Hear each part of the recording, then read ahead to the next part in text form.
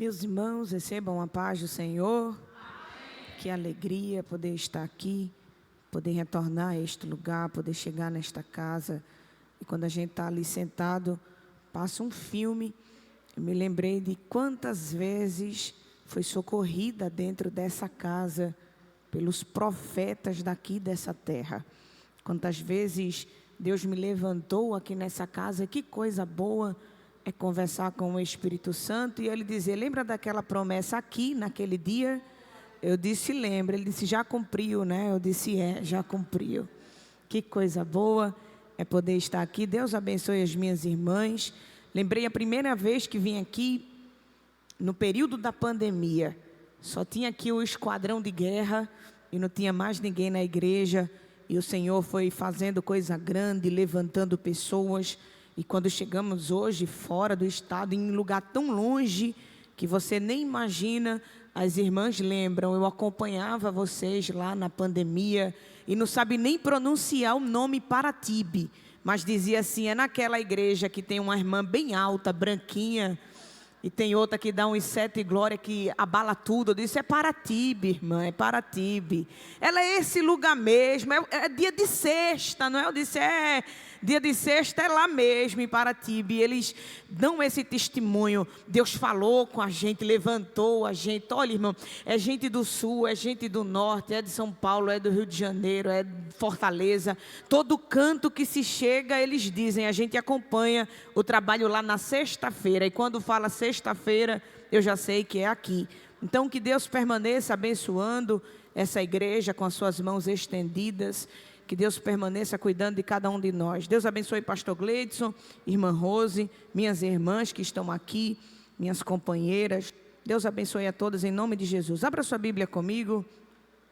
Evangelho de Jesus é escrito por Lucas. Capítulo de número 5.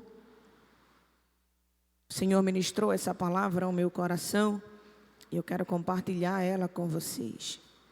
Lucas, capítulo de número 5, a partir do verso 1, diz assim a palavra do Senhor. E aconteceu que, apertando a multidão para ouvir a palavra de Deus, estava ele junto ao lago de Genezaré. E viu estar 2 barcos junto à praia do lago, e os pescadores, havendo descido deles, estavam lavando as redes. E entrando num dos barcos, que era o de Simão, pediu-lhe que o afastasse um pouco da terra, e assentando-se, ensinava do barco a multidão. E quando acabou de falar, disse a Simão: faze-te ao mar alto e lançai as vossas redes para pescar. E respondendo Simão, disse-lhe: mestre, havendo trabalhado toda a noite, nada apanhamos, mas porque mandas, lançarei a rede. E fazendo assim, colheram uma grande quantidade de peixes, e rompia-se-lhe a rede. E fizeram sinal aos seus companheiros que estavam no outro barco, para que os fossem ajudar. E foram e encheram ambos os barcos, de maneira tal que quase iam a pique. E vendo isso, Simão Pedro prostrou-se aos pés de Jesus, dizendo: Senhor, ausenta-te de mim, porque sou um homem pecador. Você diz amém por esta palavra? Somente esses versículos para a nossa meditação. Já estamos regados das orações dos irmãos. Pode tomar o seu assento nesta tarde, mas faça isso adorando ao Senhor. Ele está na casa e a Bíblia diz que onde Ele está, há fartura de alegria. Deixa a sua Bíblia aberta. Vamos meditar um pouco na palavra do Senhor. Queridos, o propósito de Lucas, ao escrever este evangelho, está revelado nos primeiros versículos do capítulo 1, quando o próprio escritor diz que está relatando esses fatos, ou melhor, colocando em ordem esses acontecimentos para fortalecer a Teófilo as coisas das quais eles já tinham ouvido pelos discípulos do Senhor. Então, o propósito de Lucas ao escrever não é competir, não é medir, não é comparar. Lucas escreve para acrescentar, ele escreve para fortalecer, ele escreve para que aquilo que foi dito seja reafirmado e que o Evangelho de Jesus tomasse proporções mais amplas. Quando a gente analisa a forma que Lucas escreve, a visão que ele tinha do Cristo é completamente diferente da visão de Mateus, de Marcos e de João. Porque enquanto João vê o Cristo como o Deus absoluto, Lucas vai ver esse mesmo Cristo não como um Deus, mas como um homem que foi perfeito em tudo que fez e que foi perfeito em tudo que falou. João escreve para elevar a divindade do Jesus humano. Lucas escreve para elevar a humanidade do Jesus divino. Enquanto João abre o seu evangelho dizendo, não houve nascimento, ele não nasceu, ele existia e ele estava com Deus lá no princípio. Todas as coisas foram criadas por intermédio dele. Lucas vai falar deste mesmo Deus que João está falando, mas vai humanizá-lo e mostrar o quanto ele foi eficiente em cumprir a sua missão. O início deste evangelho é marcado por grandes anúncios. É por isto que ele é considerado pelos literários como o evangelho das boas novas. Lucas começa escrevendo, falando das boas notícias, das boas novidades. Ele traz anúncio de paz, ele traz anúncio de alegria, anúncio de promessa cumprida. Lucas traz anúncio de revelações. Lucas diz que Deus lembrou da que estava esquecida e para o ventre estéril vai ter alguém grande sendo gerado dentro. Eu não sei se tu tem disposição para receber a palavra, mas se tu crê no poder dessa palavra, coloca a tua mão direita em cima, porque assim te diz o Senhor, nesta tarde, o meu vento está soprando e trará boas notícias. Tem alguém que está preparado para receber boas novas? Ele trará boa novidade para a tua história. Olha isso. Lucas vai... olha isso, pega isso pelo amor de Deus. Ele vai espiritualizar o anúncio do nascimento de Jesus. E olha o que o texto vai dizer.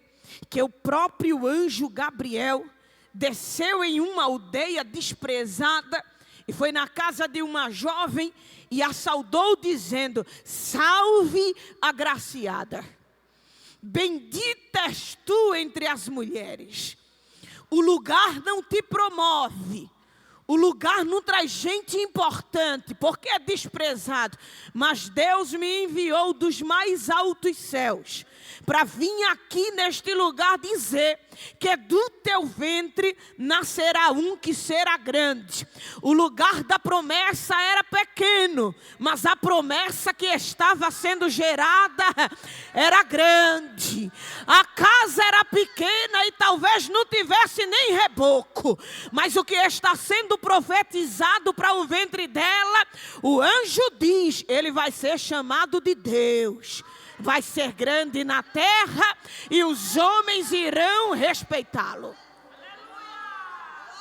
A imponência do anúncio é tão grande que Lucas vai dizer que Maria ficou aterrorizada pensando, meu Deus, que saudação é essa?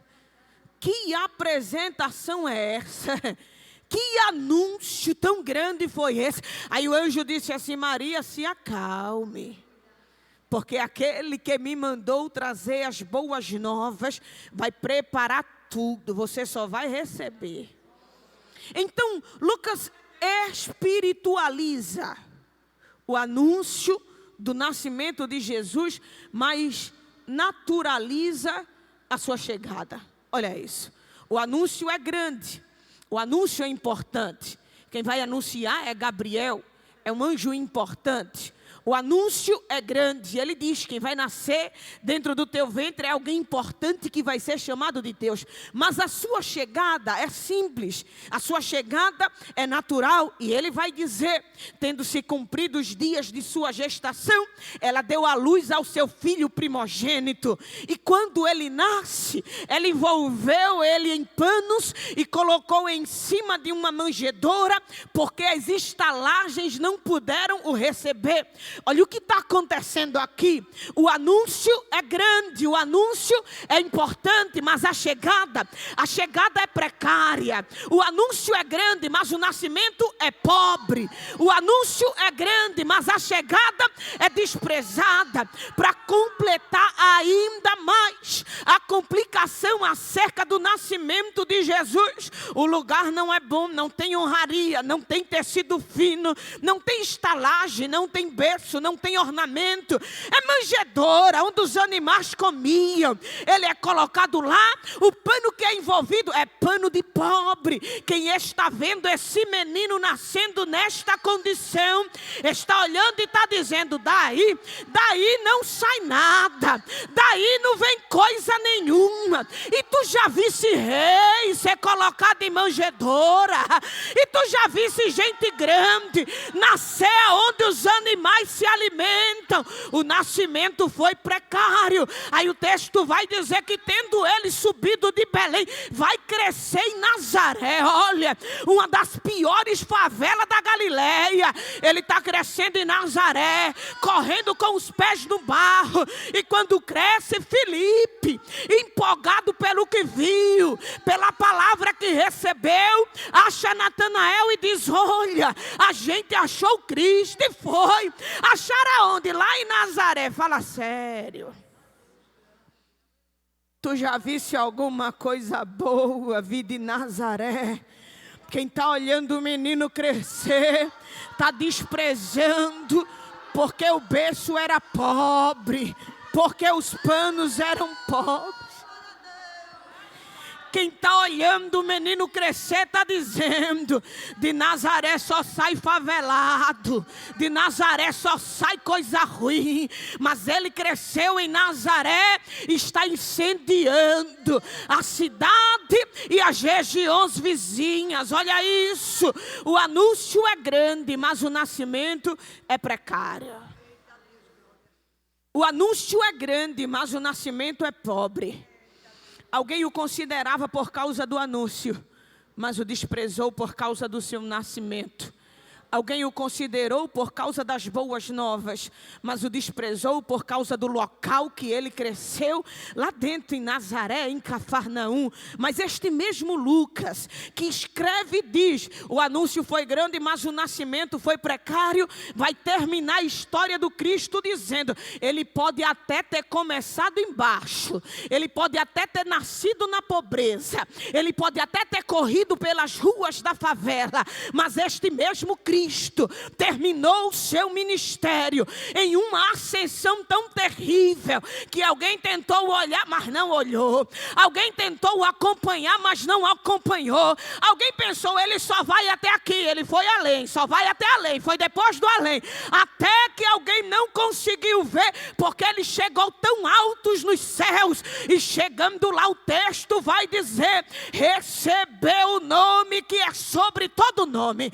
Não tem nome acima dele, não tem homem acima dele, não tem autoridade acima dele. E sabe quem é ele? É o Nazareno, que correu na favela da Galileia. Ô meu irmão, tem uma palavra de Deus para você. Levanta a tua mão para receber. Levanta a mão, porque assim te diz o Senhor: o teu final será maior.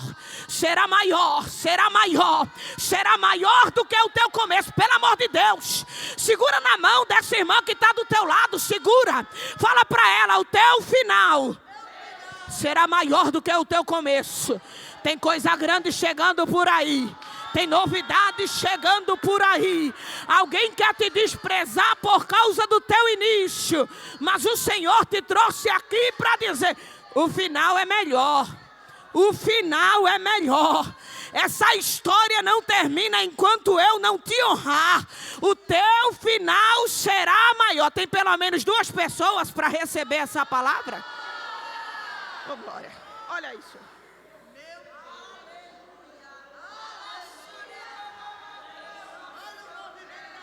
Oh, glória, oh, glória. Oh, ela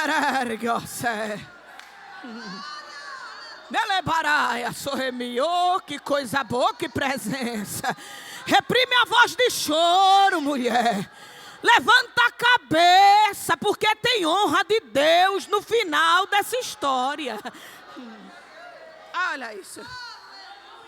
Então Lucas diz: o anúncio foi grande, o nascimento foi pobre, mas o término foi honroso.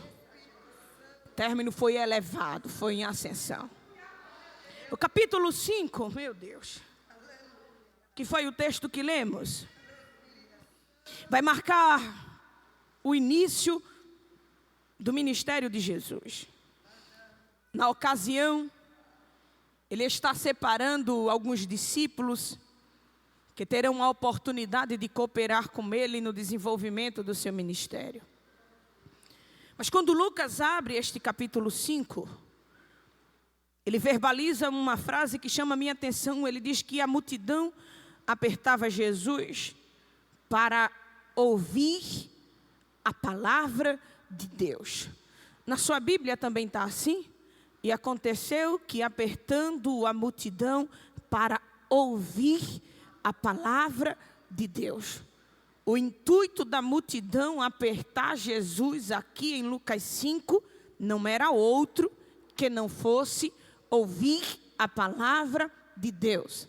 As multidões estavam ali por causa da palavra de Deus. Por incrível que pareça, naquele dia, eles não foram por causa de sinais, não foram por causa de maravilhas, não foram por causa do pão. Naquele dia, Lucas vai dizer, foram unicamente movidos pelo desejo de ouvir a palavra de Deus. Eles não queriam sinal, eles queriam somente a palavra de Deus. Uma informação como essa aquece o coração da pregadora. Porque o texto vai dizer, a multidão foi ali por causa da palavra, porque valorizavam a palavra, amavam a palavra, deixaram as suas demandas, abriram mão das suas necessidades e queriam simplesmente ouvir a palavra, porque quem conhece a palavra sabe o poder que tem esta palavra.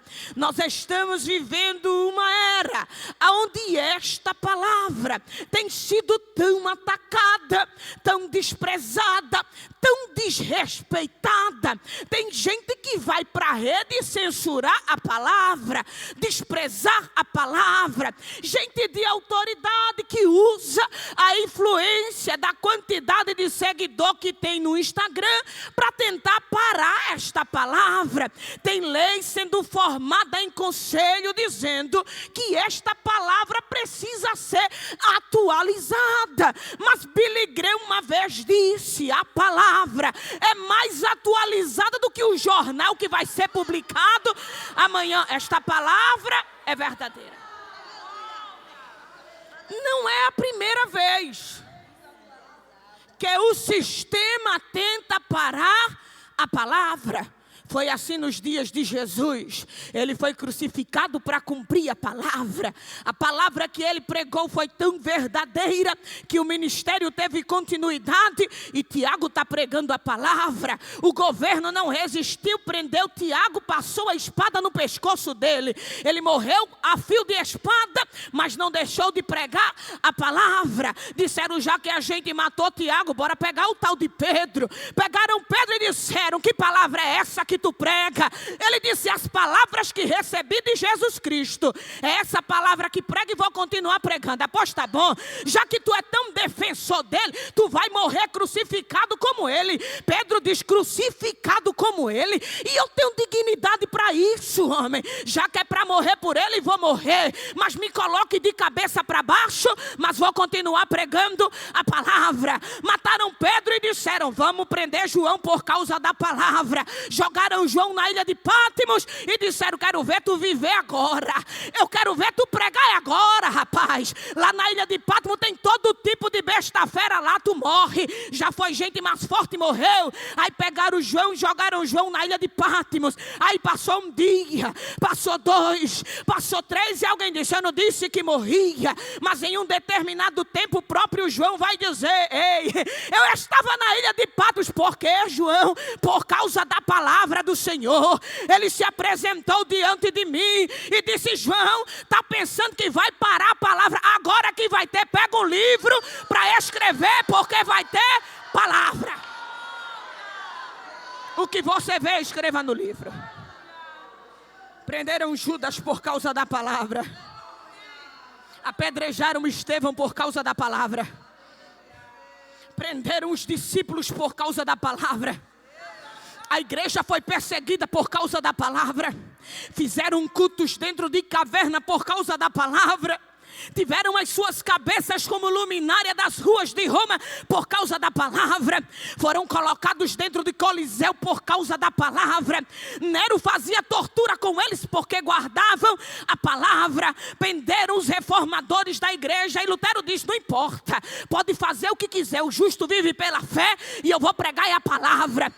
Pegaram Jerônimo de Savonarola e disseram, a gente vai te matar por causa da palavra. Eu vou fortalecer e vou dizer, o justo vive pela fé, vou continuar pregando a palavra. Aí eles disseram assim, após tu vai morrer. Ele disse, já que eu vou morrer, apressem a minha morte, porque eu tenho pressa em estar com o meu Salvador. Mas enquanto tiver vida aqui na terra, pregarei a palavra. A multidão estava ali por causa da palavra.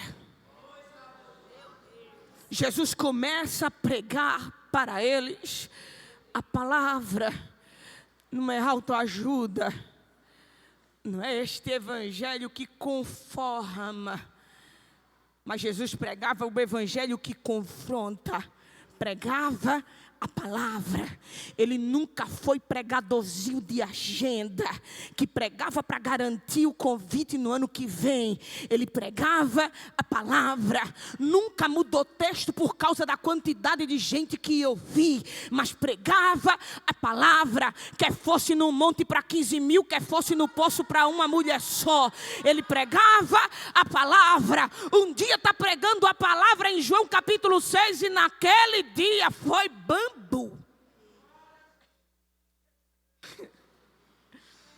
Foi lapada. Mestre, quando foi que chegaste aqui que a gente não te viu? Ó, o homem cheio de palavra e de visão disse assim, em verdade vos digo, vocês não vieram aqui por causa de mim, nem por causa da palavra, nem por causa dos sinais e nem por causa de maravilhas. Vocês vieram aqui porque da última vez que a gente se reuniu, eu multipliquei o pão e vocês comeram e estão pensando que hoje vai ter pão de novo. Mas hoje não vai ter pão não, vai ter só a palavra.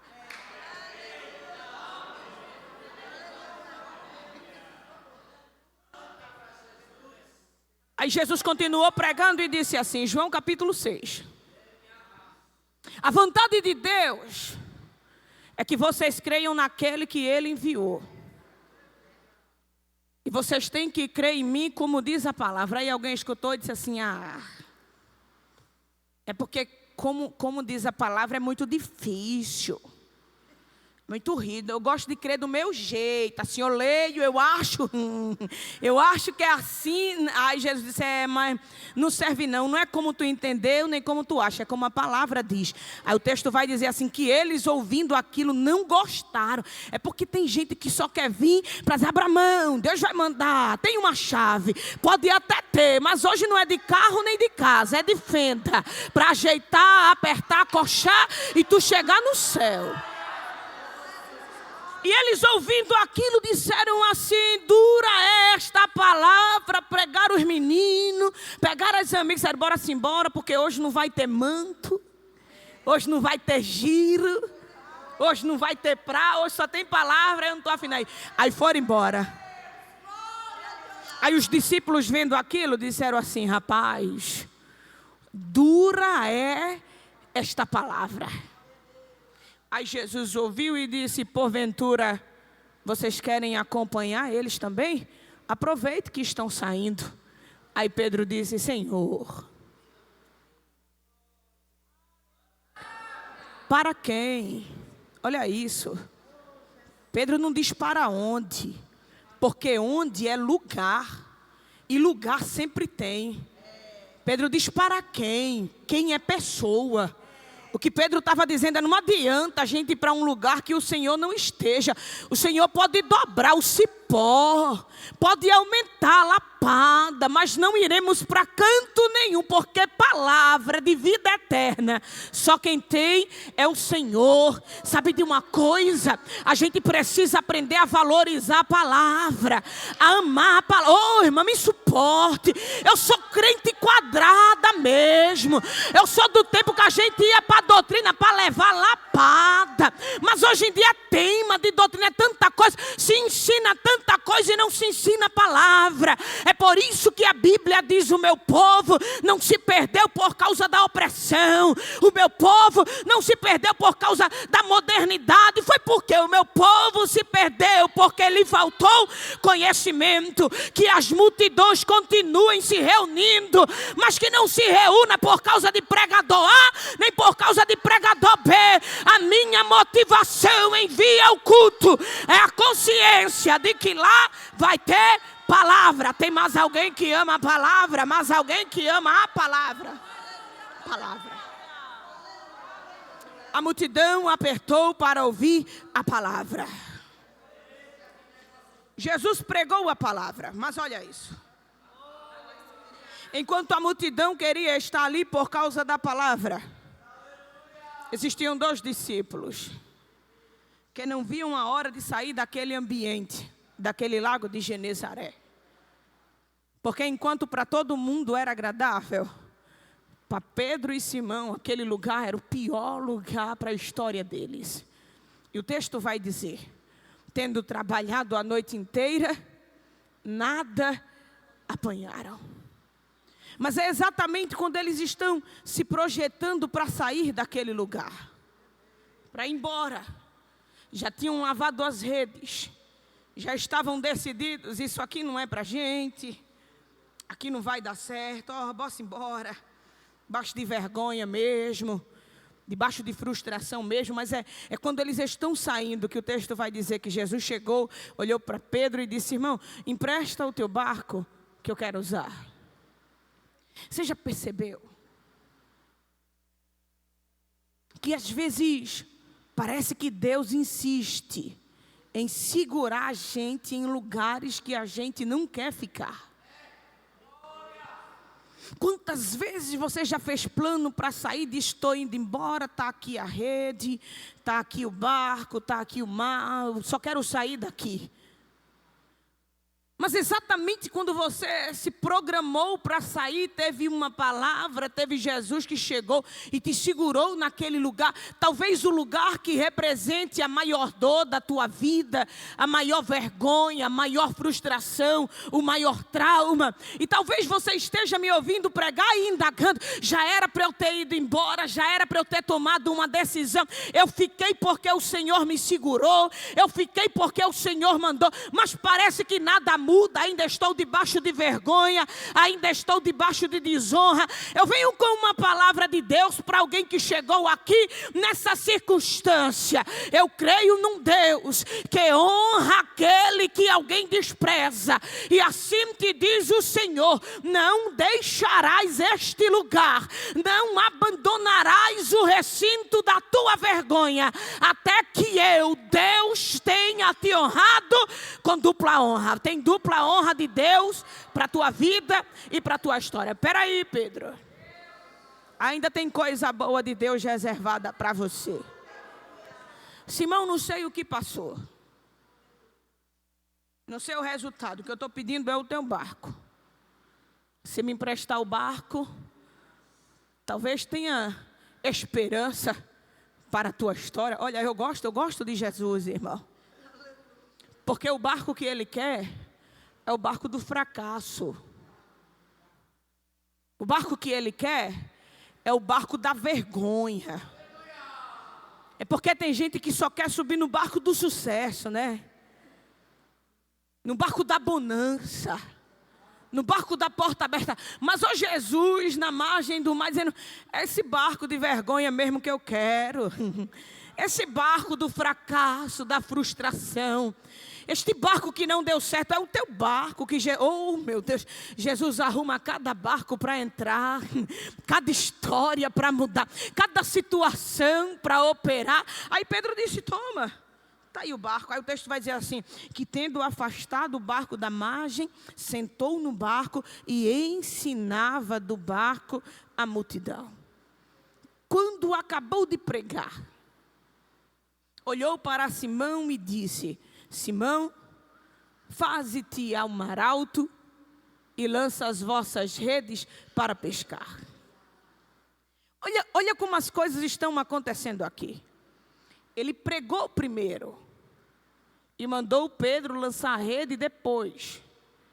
Ele não ordenou o milagre primeiro e pregou depois. Não, o texto vai dizer: sentou no barco, e o primeiro uso do barco não foi para milagre. O primeiro uso do barco não é para entrar mar adentro. O primeiro uso do barco é sentar e pregar a palavra. Porque a palavra vem primeiro e o milagre vem depois. Se não tem disposição para sentar e ouvir a palavra, não tem dignidade para receber milagre. Tendo em vista que a palavra é a semente que gera o milagre. E Paulo disse: a fé não vem do que eu vejo, a fé não vem do que eu tenho, a fé vem do que eu escuto, a fé vem pelo ouvir, e não ouvir qualquer coisa, ouvir a palavra de Deus. Tu só crê porque a palavra foi liberada, tu só tem esperança de salvação para a tua casa, não é pelo que tu vê, porque o que tu vê desanima, mas a palavra uma vez foi liberada e vai gerar milagre dentro da tua casa. A fé vem pelo ouvir e ouvir a palavra. A palavra primeiro, o milagre depois. A palavra primeiro, a bênção depois. A palavra tem que ser valorizada primeiro. A dupla honra chegará depois. Primeiro, palavra. Prioriza a palavra, ama a palavra, guarda a palavra, defende a palavra, vive a palavra. E depois de ouvir e viver a palavra, tem uma nova etapa de Deus reservada para você. Simão, faze-te ao mar alto. Lança as vossas redes para pescar. Senhor. Ah, Senhor. Tem uma coisa que o Senhor não sabe, porque o Senhor chegou agora de manhã. Mas eu e meu amigo aqui, André, a gente passou a noite todinha pescando. Adivinha? Pegamos nadinha. Deixa eu te falar outra coisa, Senhor. Sou pescador experiente, o Senhor sabe, já deve ter me visto por aqui. Meu pai é do ramo, é do negócio. E assim, faz muito tempo que eu pesco.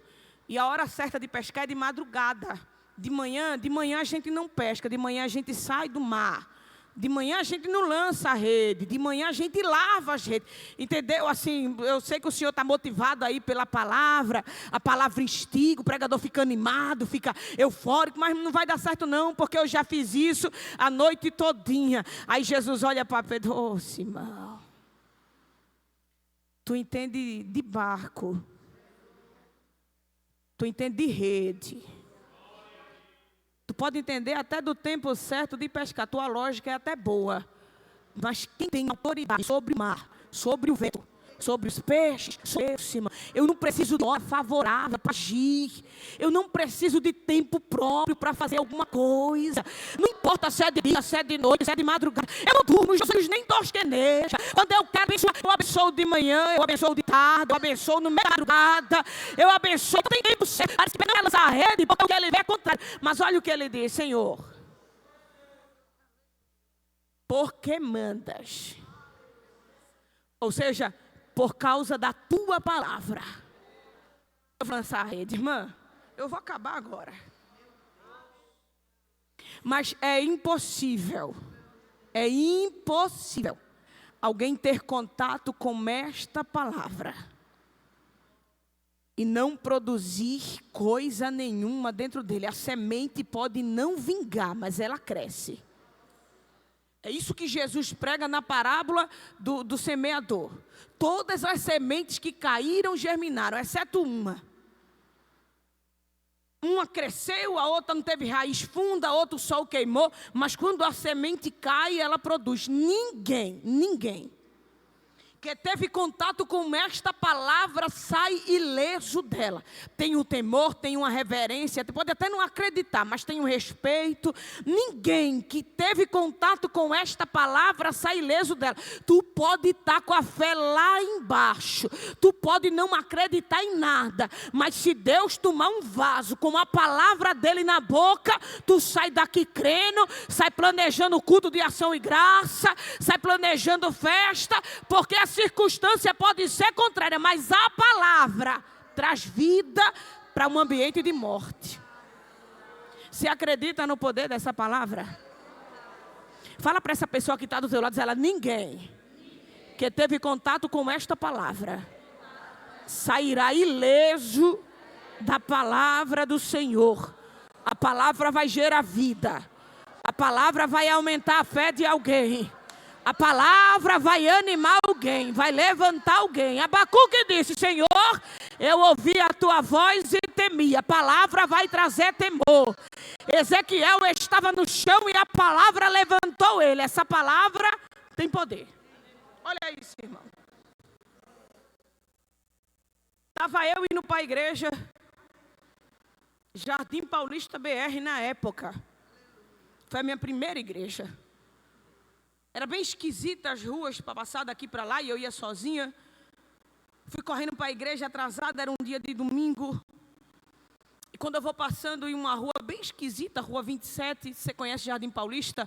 Aquela rua ali perto da escola Zumira de Paula. Tinha um homem que estava parado na porta da sua casa de braço cruzado. Eu passei por ele correndo e quando eu passei, o Espírito Santo falou comigo e disse assim: volte lá e entregue uma palavra para ele. Eu disse: Senhor, está tarde, a rua é esquisita, eu não conheço esse homem, estou sozinha, deixa eu ir embora, isso é coisa da minha cabeça, isso é vontade de evangelizar. O Espírito Santo falou comigo mais forte e disse: eu já falei para você, vá lá e entregue somente uma palavra àquele homem. Eu disse: está certo, abri minha Bíblia tem uma literatura dentro. Eu peguei a literatura, me aproximei do homem e disse assim: moço, boa noite. Eu estava passando, mas Deus mandou eu vir aqui lhe entregar uma palavra. O Senhor aceita uma palavra? Ele olhou para mim, nem disse que sim, nem disse que não. De braço cruzado, balançou a cabeça e fez assim. Eu peguei a literatura e disse: não lhe conheço. Mas Deus mandou voltar aqui e lhe entregar uma palavra, tome essa literatura, e Ele mandou te dizer que Jesus te ama e tem um plano na tua vida. Evangelização amadora. O que a gente aprende quando está tendo contato com o departamento de Umadal, entrega a literatura, diz: Deus te ama, tem um plano na tua vida. Me diga qual é a super pregação que tem nisso para que alguém mude de vida. Não existe super pregação, existe o poder da palavra. Me faz lembrar de Jonas. Quando ele está indo para Nínive, irmã, Jonas é o pregador mais desmotivado da história. Ele disse assim: estou revoltado, sabe por que eu não queria vir para aqui, Senhor, pregar a palavra? Porque tu é misericordioso, tu ia perdoar esse povo, tu ia liberar ele do pecado dele. Aí Jonas entra na cidade e ele prega desmotivado e disse: arrependam, 40 dias. Se não se converter, morre. Jonas pregou mesmo assim. Quando ele falava essa palavra, o texto diz que o povo se lançava com uma face no chão, rasgava a roupa e dizia: a gente quer o Deus de Israel, a gente quer o... Não existe super pregador, não, é a palavra. Moço, Jesus te ama, tem um plano na tua vida. Dei a literatura a ele e fui embora. Quando eu virei as costas, ele disse assim: irmã, a senhora tem 1 minuto? Eu disse: tenho. Ele entrou dentro da casa dele, pegou uma pistola 38, ele saiu com a arma em punho, e ele disse assim para mim, não foi ninguém que me contou não, eu vivi isso. Ele disse: você está vendo essa arma? Eu disse: tô. Ele disse: eu já estava decidido. Meu amigo ligou para mim e disse assim: tua esposa está aqui em Maranguape. Pode vir que ela está com outro. Vem-te embora decidir a tua vida. Ele disse: eu já estava certo, vou lá. Ele abriu o cartuchinho da arma e estava toda preenchida de bala. Ele disse: vou lá, vou matar ele, vou matar ela e depois eu vou me matar. Mas deixa eu lhe falar uma coisa, minha mãe é crente. E eu sei que a minha mãe ora por mim. Ele disse: irmã, eu estou angustiado, mas eu fiquei aqui na porta da minha casa e disse assim: se o Deus da minha mãe existir, ele me der uma palavra, eu mudo de comportamento. Aí a senhora voltou, disse que ele me ama e tem um plano na minha vida. A senhora acha que ainda dá tempo de ir para a igreja? Eu disse: corre que eu também estou tentando chegar, homem. Ele trocou de roupa e foi para a igreja, porque esta palavra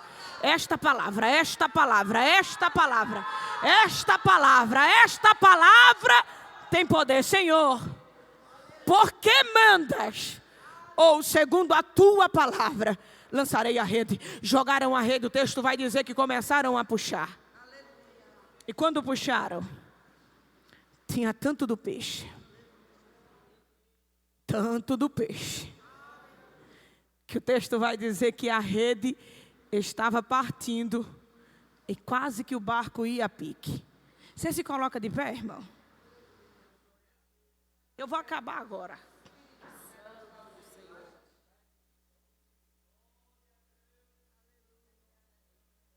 Quando eles começaram a puxar, tinha tanto peixe, que o texto vai dizer que a rede começou a partir. E o barco começou a bambear como quem ia afundar. Essas redes aqui, elas não estavam partindo porque estava fraca. Elas não estavam partindo, rainha, porque estava podre. A rede estava partindo porque a provisão foi maior do que eles estavam esperando. Não vou falar de novo porque tu dormiu, irmã. Mas é para ver se tu recebe e toma posse. A rede estava partindo porque a provisão foi muito maior do que eles estavam esperando.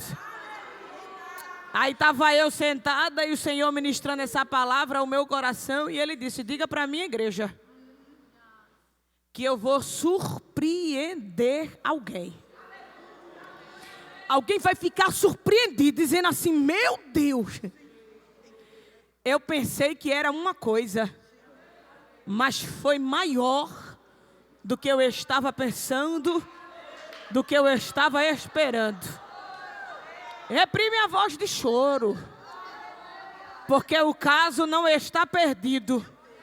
O Senhor te trouxe aqui para dizer: eu vou te surpreender tanto, que tu vai ficar feito menina, dizendo assim: como pode?